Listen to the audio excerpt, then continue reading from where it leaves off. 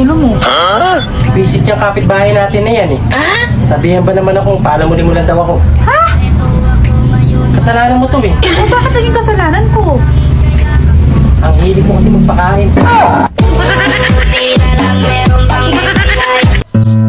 Hindi talaga nating maiwasan ang magkaroon ng problema sa buhay. Ang dapat mong gawin kung may problema ka man sa buhay, mahalin mo ang problema mo, kagaya ng pagmamahal mo sa jowa mo.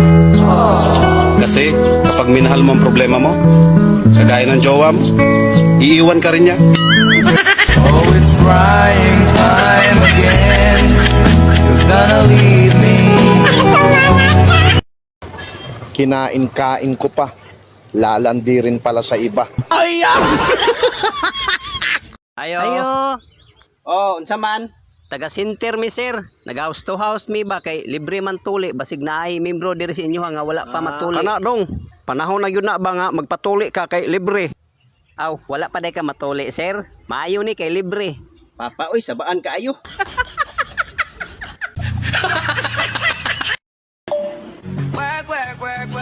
Work. To me, I be work.